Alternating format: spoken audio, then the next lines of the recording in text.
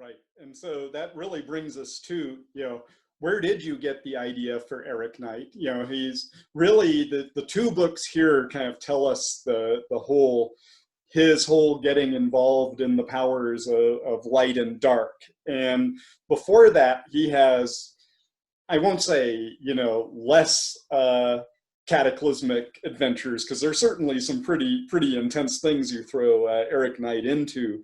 But why don't you tell us about Erik Knight, what makes him the hybrid, and where you got the idea for this character?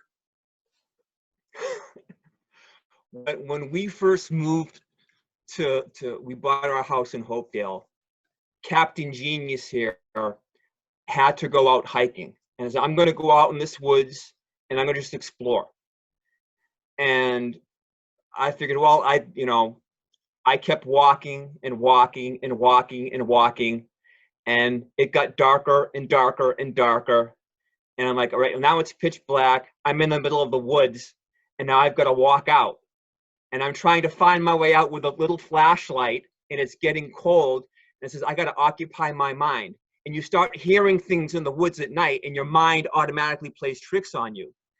And the first hybrid in Erik Knight was, all right, I've got to occupy my mind with something. And the character kind of popped into my head. And the whole book of the first hybrid was basically takes place in my hometown, in Hopedale, in the big mountain, where I got lost.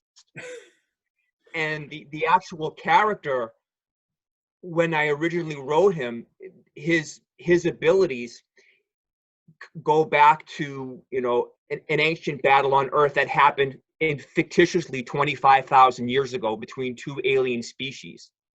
And Erik Knight has this alien DNA from this Esper race. And he's always been different. He's always been different from people. He's always had these gifts because of his genetics. But at the end of the first book, he realizes what he is and why he is. And he has to become fully alien and embrace that to save his daughter and solve the problem of the first book. And then the second book, Forced Vengeance, is, well, of course, the nasty government. Well, we can't have some unchecked guy running around. We have to control him. And then he's dealing with not just himself, but he's dealing with the government, and the government's picking fights with extraterrestrial beings, and that leads to the whole part of Forced Vengeance.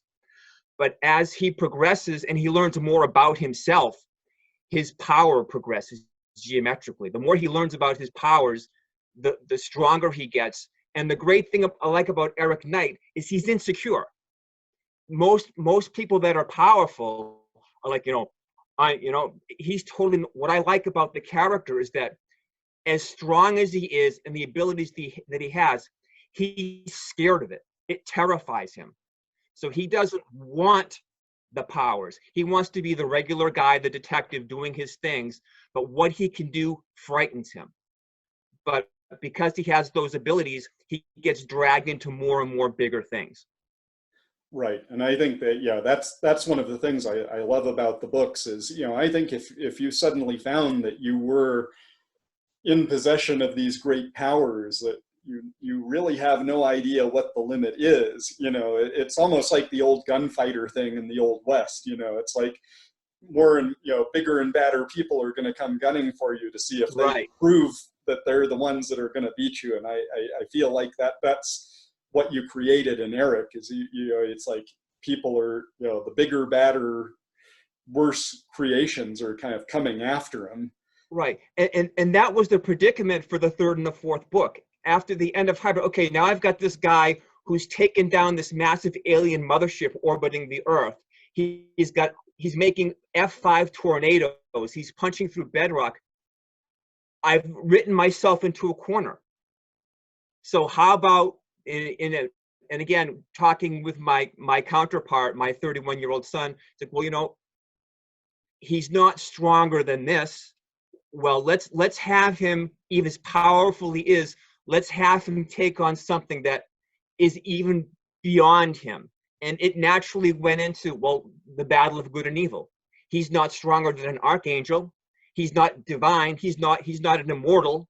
What if he has to deal with beings that are so far above him that they even look at him as an insect.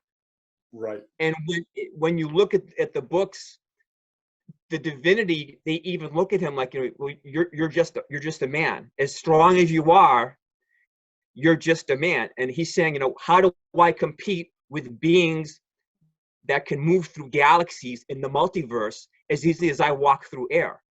How do you relate to something like that? And that's part of the struggle he's got to deal with these beings and have them treat him almost as an equal. He has to cope with that.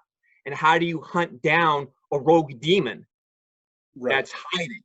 How do you deal with all that? And part of the fun of the book is that he has to do that. He has to go beyond himself and deal with things that would turn most people's mind to jello, and the that's like the concepts of the soul market. That's one of the things. I've got more reader email and more IMs about people who read about the soul market. And they're like, where in the heck did you come up with such a crazy concept? Uh-huh. Oh, I absolutely loved the soul market. I thought that was a great element in the book.